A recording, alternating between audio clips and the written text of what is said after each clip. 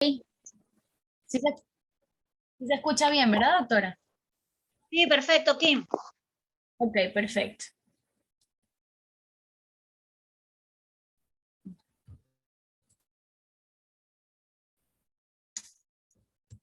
Ya voy, que no sé por qué no me agarra esto. Ya.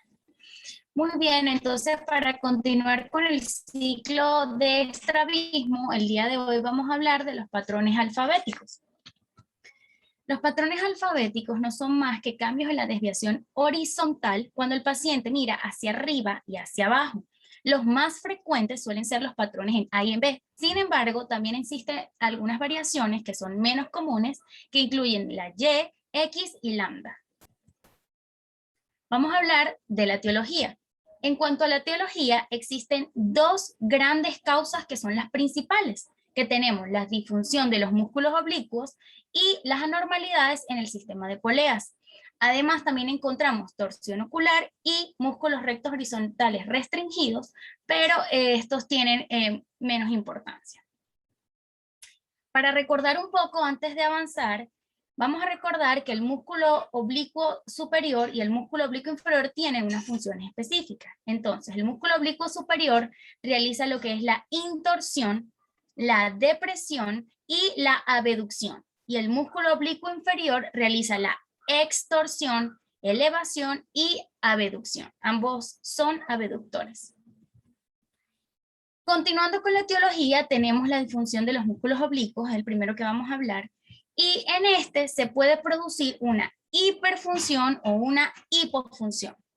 En la hiperfunción va a estar formada por dos causas, puede ser una causa primaria, una hiperfunción primaria, o una hiperfunción secundaria. En la primaria, el músculo es demasiado fuerte en comparación con su antagonista y además no se consigue una causa que pueda explicar esta hiperfunción primaria. La hiperfunción secundaria se va a deber a una hipofunción del músculo antagonista. Entonces, vamos a comenzar hablando de la hiperfunción del oblicuo inferior. Esta hiperfunción suele ser la más común. Puede ser primaria, como ya habíamos comentado, de etiología desconocida, o secundaria a una parálisis congénita del oblicuo superior. Es decir, el oblicuo superior se pone, por así decirlo, débil, ¿ok? Tenemos esta hiperfunción primaria se asocia normalmente a una endotropia congénita y suele manifestarse después o durante el primer año de edad o después del primer año de edad. En la hiperfunción del oblicuo inferior vamos a encontrar que se va a evidenciar una abducción excesiva al mirar hacia arriba, es decir, cuando el paciente mira hacia arriba, los ojitos divergen, se van hacia afuera y se forma un patrón en B que ya lo vamos a hablar más adelante. Vamos a encontrar también un desplazamiento hacia arriba cuando el ojo está aduciendo, es decir, cuando el ojo está hacia adentro, como lo vemos en esta foto, que también más adelante vamos a profundizar, y también se va a encontrar una extorsión objetiva a través de oftalmoscopía indirecta. Ahora hablamos de la hiperfunción del oblicuo superior. La hiperfunción del oblicuo superior suele asociarse en la mayoría de las veces con una hipofunción del recto contralateral y esto a su vez producir hiperfunción del oblicuo superior. En la literatura mencionaban que muy pocas veces se podía asociar una hiperfunción del oblicuo superior con una hipofunción del oblicuo inferior ipsilateral. ¿Qué vamos a encontrar? Vamos a encontrar un desplazamiento hacia abajo del ojo aductor en las versiones, ¿ok? Y vamos a encontrar una divergencia en la mirada hacia abajo, como es el caso de esta foto. Causa también una intorsión que aumenta al mirar hacia abajo. Esto lo vamos a profundizar cuando hablemos los patrones en A. En cuanto a las anormalidades en el sistema de poleas, tenemos que lo puede producir las alteraciones en las funciones de los músculos rectos, o sea, si tenemos una mal posición de las poleas, se produce un mal funcionamiento de los músculos rectos. ¿Qué me va a generar esto? Va a producir un patrón en A o en B. Los pacientes con fisuras palpebrales inclinadas hacia abajo, como esta foto que tenemos acá, también van a producir un patrón en A o en B. ¿Por qué? porque toda alteración de la configuración orbitaria va a producir alteración en las fisuras palpebrales. Y, por supuesto, las anormalidades craneofaciales va a producir patrones en B con una marcada elevación. Y tenemos ahora la torsión ocular, que no es tan importante como sería la heterotopia de las poleas, pero también lo describen como una de las etiologías. Y él se caracteriza por una extorsión o una intorsión. En la extorsión, se va a desplazar el recto superior temporalmente y el recto inferior nasalmente. Y esto nos va a formar un patrón en B. Mientras que la intorsión, por supuesto, el recto superior se desplaza nasalmente y el recto inferior temporalmente, de manera que nos forma un patrón en A. La restricción de los músculos horizontales, ellos hablan sobre la contractura de los músculos rectos laterales en la mayoría de las veces, y este se va a caracterizar por una exotropia que va a ser de gran ángulo y que va a formar un patrón en X, que ya hablaremos de él más adelante. Entonces, ¿cómo vamos a identificar los patrones clínicamente cuando nos llega a la consulta? El patrón en B es el más común de las desviaciones.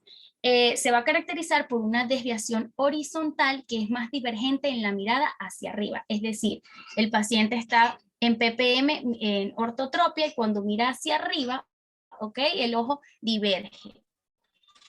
Se genera más de 15 dioptrías prismáticas, es más frecuente en pacientes con endotropia infantil, como ya había mencionado, que se va a manifestar durante el primer año o después del primer año de edad. Y los patrones en B se producen, ¿por qué? Por una hiperfunción del oblicuo inferior, que recordemos que el oblicuo inferior es un elevador, ¿ok? Y además abduce, entonces él va a exagerar su función. Y también puede producirse en pacientes con hipofunción del oblicuo superior. Entonces, en esta foto vamos a encontrar aquí, en la posición diagnóstica de la mirada, cuando le pedimos que mire hacia arriba y hacia afuera, el ojito izquierdo está viendo hacia adentro, ¿ok? Porque está aduciendo. Y aquí vamos a ver que el ojo no se encuentra alineado con el ojo contralateral, sino que él más bien sube un poco y de esta manera, sube un poco y también ¿cómo decirlo? Se mete un poco. Y de esta manera forma el patrón en B porque él diverge, ¿ok? No está en el mismo eje.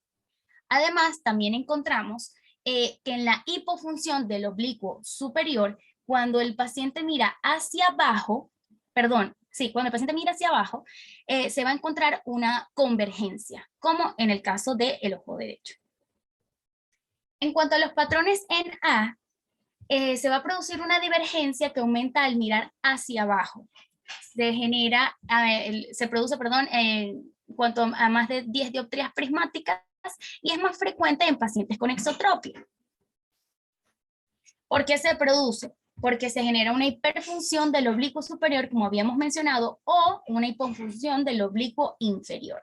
Entonces, ¿qué es lo que vamos a encontrar en el paciente? Un desplazamiento hacia abajo del ojo aductor en las versiones, como sería el caso del ojo izquierdo, y una divergencia en la mirada hacia abajo. Le pedimos al paciente que mire hacia abajo y vemos cómo el ojo se va hacia afuera, ¿ok? Diverge.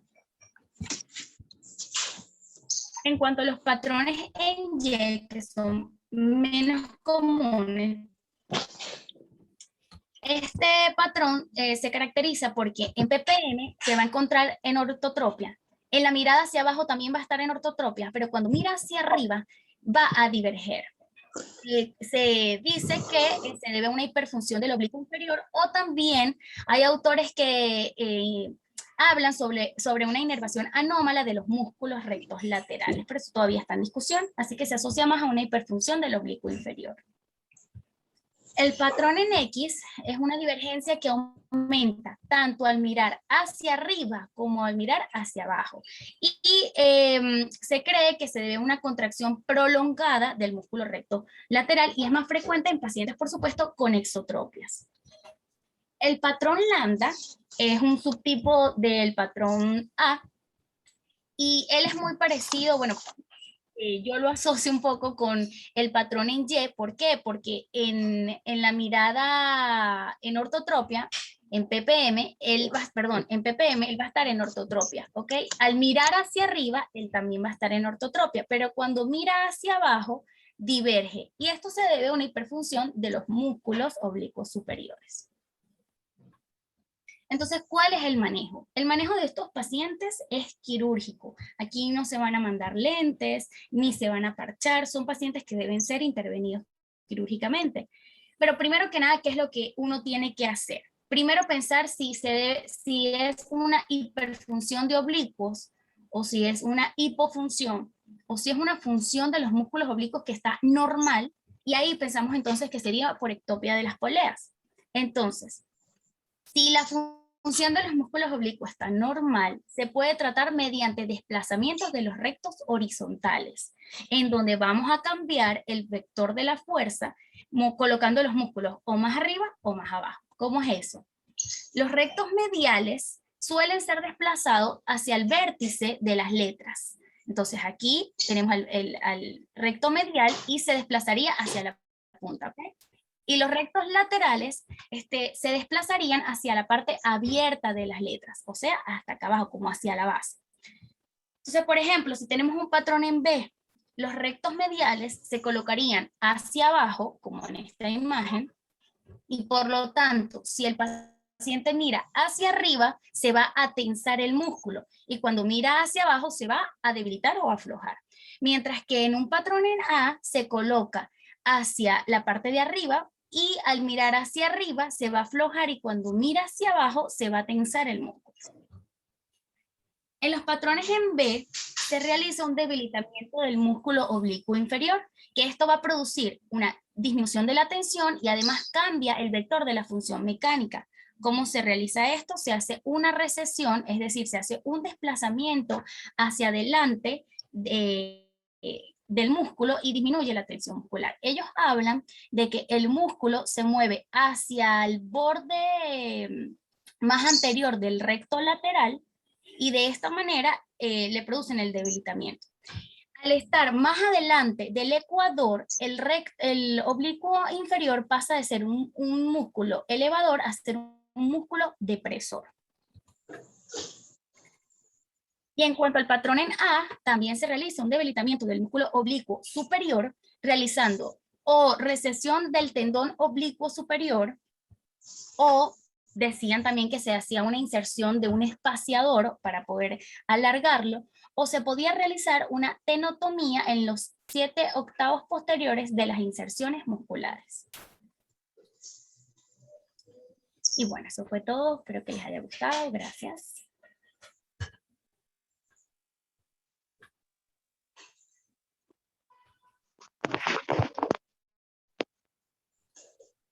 ¿Tienes alguna pregunta? Doctora, yo tengo una, pero no sé si es muy gafa. Corta. Pregunte, Gabriela. ¿Cómo se sabe si es una hiperfunción, o sea, si es por hiperfunción de un músculo o por hipofunción del otro, si ambos dan el mismo patrón? O sea, no sé si me explico. ¿O es realmente importante saberlo? Claro, es que fíjate, realmente muchas veces la conducta va a ser la misma, ¿no? Pero si tú tienes que ir a buscarlo en la posición diagnóstica de la mirada, ¿sí? Entonces, si por ejemplo, vamos con el oblicuo inferior, que es quizás el músculo más, que hiperfunciona con más frecuencia, por decirlo así, ¿sí? Como bien dijo Kimberly, se puede presentar de dos maneras esa hiperfunción del oblicuo inferior. Se puede presentar de manera primaria, donde el músculo oblicuo inferior per se, por las características de su fibra, por su comportamiento, está hiperfuncionando sin necesidad de que el oblicuo superior esté parético, o esté paralizado, o esté débil, ¿sí? Y también podemos tener una hiperfunción del oblicuo inferior producto de que el oblicuo superior está hipofuncionando. ¿Sí? Estoy en eso, pero a lo mejor como no me conoce la llamada. ¿Me siguen? Sí. Ajá. Sí, Fíjense, lo vamos a ver con más detalle cuando empecemos a ver las parálisis. Pero lo primero que ocurre cuando ay, doctora, se le silenció el audio. que lo primero que ocurre que lo vamos a ver con más detalle cuando empecemos a ver las parálisis. Pero lo primero que ocurre cuando tenemos un oblicuo superior que está parético y entonces está hipofuncionando, es que su antagonista empieza a hiperfuncionar, ¿sí? Entonces, por eso es que la hiperfunción del oblicuo superior puede ser primaria, cuando es el oblicuo inferior el que está afectado exclusivamente, o secundaria a una hipofunción o una paresia del oblicuo superior, ¿sí? Entonces, tenemos que recordar que el oblicuo inferior lo vamos a explorar adentro y arriba, ¿sí? Y el oblicuo superior lo vamos a explorar adentro y abajo, ¿sí? Entonces, si nosotros en la posición diagnóstica del oblicuo superior vemos características de que ese oblicuo superior no se está moviendo de manera adecuada, por ejemplo, no está llegando a su sitio, y entonces cuando nosotros le decimos al paciente, me están viendo, ¿verdad? En el video, ¿no? Sí, Imagínense que yo estoy, voy a simular una parálisis del oblicuo superior de la mano derecha, ¿no? Del ojo derecho. Yo me voy para la aducción. Y entonces esa debe ser la posición correcta si yo tengo un balance adecuado entre el oblicuo inferior y el oblicuo superior. El oblicuo inferior va a tender a elevarlo y el oblicuo superior lo va a tender a deprimir, ¿sí? Entonces, si yo tengo una hiperfunción del oblicuo inferior, yo lo voy a elevar. O sea, el ojo, en vez de quedarse, ya, porque creo que no se me está viendo la otra mano, en vez de quedarse así, está así. Porque en la posición de aducción hay un desequilibrio entre las fuerzas, ¿sí? En la clase pero o sea, sin intentar ver hacia arriba. Sin intentar ver hacia arriba. Predomina el oblicuo superior. Por eso es que al colocar, al tenerlo en mirada a la izquierda, ¿sí? Mirada a la izquierda, el oblicuo superior se lo lleva para arriba porque el oblicuo inferior no tiene la fuerza, ¿sí? Claro, también es cierto que si tengo una hiperfunción del oblicuo inferior muy marcada, también me lo lleva para arriba sin necesidad de que el oblicuo superior esté debilitado, ¿no? Para eso existe el test de Park, que es un test que utilizamos para las parálisis para ver si verdaderamente tenemos o no una parálisis del oblicuo superior, ¿no? Sin embargo, realmente sea una hiperfunción primaria del oblicuo inferior, o sea, solamente el oblicuo inferior dañado de manera primaria, o sea, consecuencia de una parálisis del oblicuo superior, el tratamiento quirúrgico y el manejo del paciente es exactamente el mismo. Lo que nosotros hacemos es debilitar el músculo que está hiperfuncionando, aunque la causa sea que el oblicuo superior está debilitado. ¿Me entienden? ¿Sí?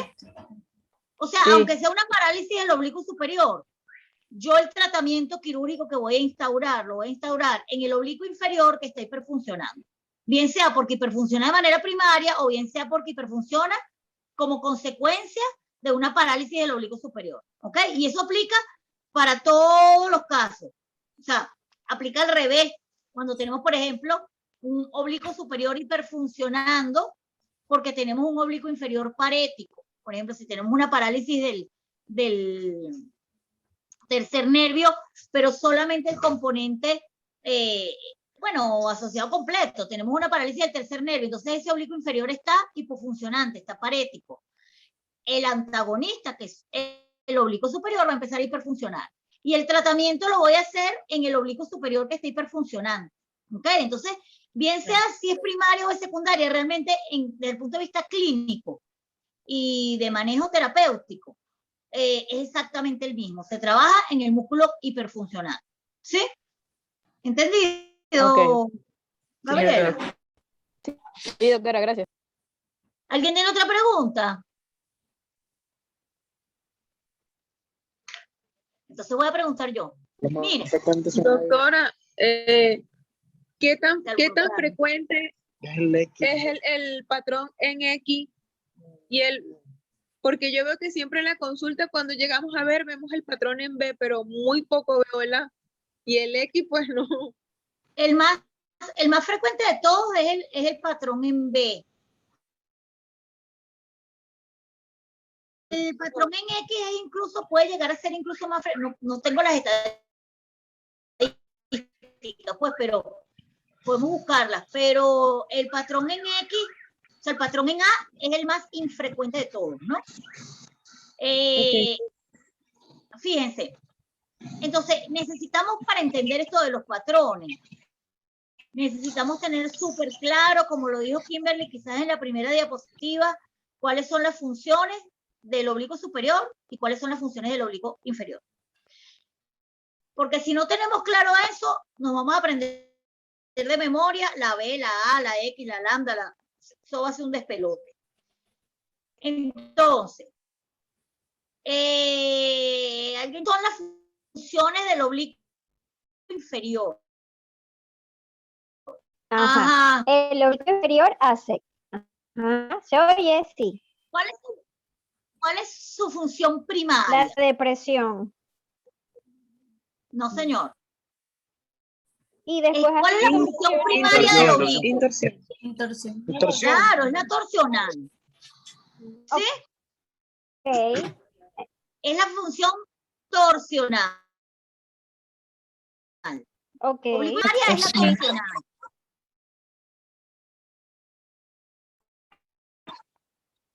Entonces, el oblicuo inferior. Intorsor.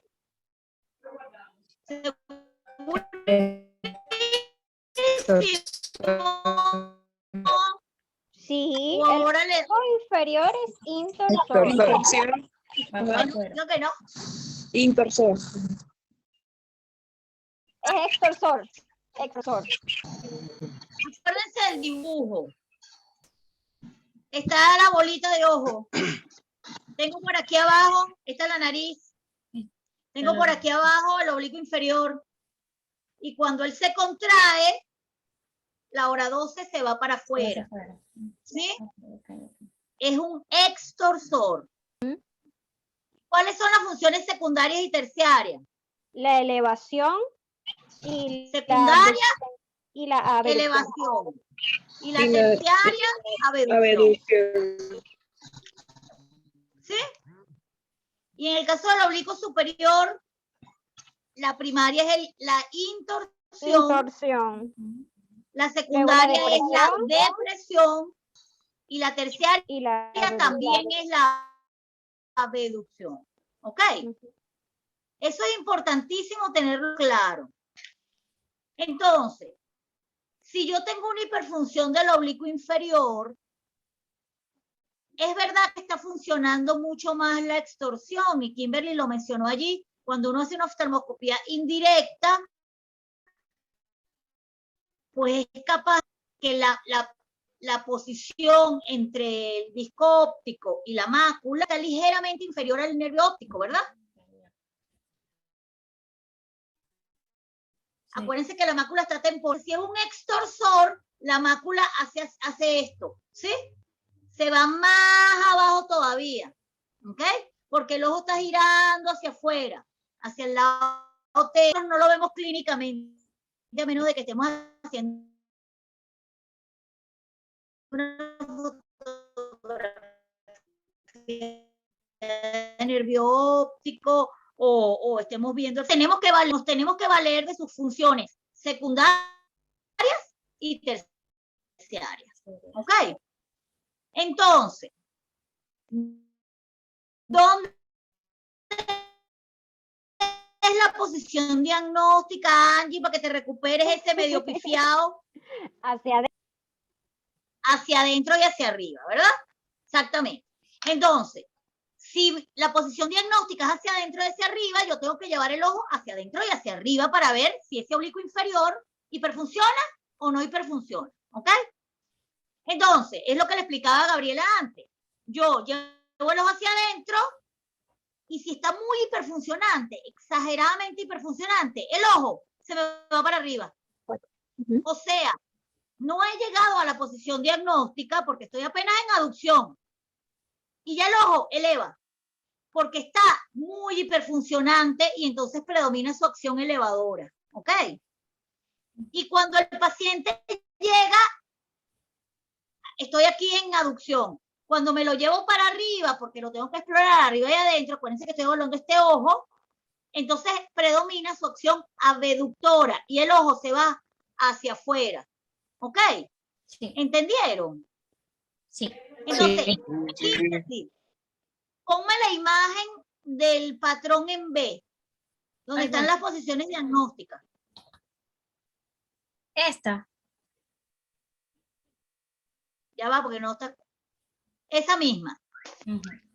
Entonces, fíjense como cuando ese paciente está mirando hacia la derecha, en la posición de mirada a la derecha, el ojo izquierdo está elevando. ¿Lo ven? Sí. Sí. Y Sí, cuando lo ese veo. ojo está mirando a la derecha y arriba, o sea, en una dextro supervisión, esa que les está enseñando Kimberly, el ojo tiende a irse hacia afuera. ¿Sí? En este paciente pasa lo mismo también en el otro lado. Fíjense que cuando mira para la izquierda, el ojo derecho eleva en aducción. Y además, cuando lo hago ver arriba, se va hacia afuera, tiende a ir a la abducción. Esa es la clásica hiperfunción de oblicuos inferiores. ¿Ok? Okay. Entonces, si entendemos que el oblicuo inferior es un elevador y es un abductor, ¿dónde se va a abrir más el patrón? ¿Arriba o abajo? Angie. Hace divergencia cuando ve hacia arriba. Y Claro, va a abrirse convergencia más cuando ve hacia abajo. Por eso es el patrón en B. Claro, pero básicamente lo que tienen que saber es que se va a abrir más el patrón en la Ajá. mirada arriba. ¿Okay? ¿Por Exacto. qué? Porque el oblicuo inferior es elevador, entonces cuando estoy arriba está funcionando el oblicuo inferior. Y por eso es que se me abre mucho, porque como está hiperfuncionando, está predominando su función abductora. ¿Entendieron? Sí. Sí, sí. Sí, Sí, doctor. claro. El patrón en Y es un subtipo de patrón en B. ¿Ok? La única diferencia es que cuando nos vamos a las matemáticas y los numeritos, ahorita después al final de la clase vamos a hacer unos ejemplos, entonces la medida de la desviación en ppm y abajo se mantiene igual y solo cambia esa medida arriba, pero el patrón en Y es también un patrón en B, ¿ok?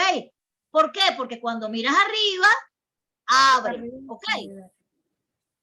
El patrón en A es exactamente lo mismo, pero al revés. Entonces, Pablo, ¿estás por ahí vivo? Sí, Doc, aquí estoy. Muy bien, Pablo. Entonces, rapidito porque lo tenemos fresco. El oblicuo superior, ¿cuál es la función primaria? Intorsión, doctora. Intorsor. ¿Y cuál es la secundaria? Deprime o depresión. Deprime. Y Muy bien. ¿Y la terciaria? Abduce. Abduce, ¿verdad? Ajá. Entonces, si yo tengo un oblicuo superior hiperfuncionando, ¿dónde voy a abrir más? ¿Arriba o abajo? Cuando deprime, doctora, abajo. Cuando estoy mirando abajo, que estoy activando mi oblicuo superior, entonces se me va a abrir el patrón abajo. Y por eso es que tenemos una A o por eso es que tenemos una lambda, ¿sí? Que es la variante, es una variante del patrón en A. ¿Y cómo lo veo yo clínicamente en el paciente? En la exploración, ¿tiene un patrón en A por ahí? No, pero ese patrón en A está chimbo. Miren, no importa, se lo voy a explicar aquí con la mano. Entonces, igualito que antes, vamos con el ojo derecho para verle el oblicuo al ojo derecho. Entonces, le digo al paciente que mire adentro y como está hiperfuncionando el oblicuo superior, este ojo va a deprimir. ¿Sí? Y cuando me voy para la posición diagnóstica del oblicuo, que es abajo y adentro, me vengo aquí. Y cuando voy aquí abajo, ya va porque se me sale la mano. Cuando voy aquí abajo, que deberían estar los dos así, este se viene para aquí afuera, porque abduce. Que sería esta de acá, Ya va, Pamela. esta. Que sería Pero- esa de ahí. Esa. ¿Sí? Y por eso se origina el A y el lambda. ¿Sí? Okay. Imagínense que yo tengo un paciente. A ver quién sigue en la lista ahí, José Manuel. José Manuel, ¿está vivo? Ajá, aquí estoy. Imagínate, esto es compendio de conocimientos. Oye, Imagínate que tienes un paciente que le hiperfuncionan los superiores y los inferiores. náguara. ¿Qué patrón tú crees que se va a originar? ¿Qué patrón? No, en H. No sé. En H, Me porque- habían dicho el B de burro, pero la H no me la habían dicho nunca. Mira, José Manuel, Ajá. si mira arriba, ¿qué va a hacer el paciente? Si mira arriba, pues si tiene hiperfunción de ambos oblicuos. ¿Sí? Cuando mira arriba, ¿qué le va a pasar al ojo? Lo que pasa es que se contrarrestan si mira arriba, Abre, si va, ajá, ¿sí o no? exacto.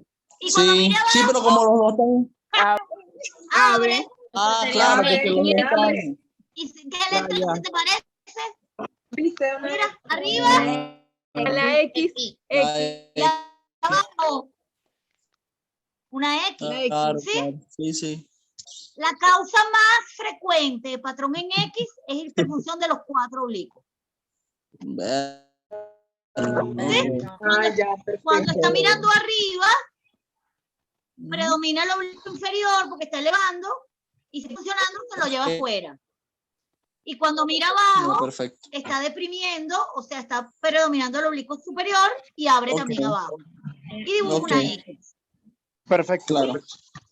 Ya, entendido. ¿Entendieron? Bueno, la H Sí, sí. fue una tirada a pegar buena. No, claro. Lo peor por ahí la W que me dijeron por ahí en el chat que leí. Muy bien. ¿Entendieron la hiperfunción de los oblicuos y cómo verla, verdad? Sí, sí. Sí, ok.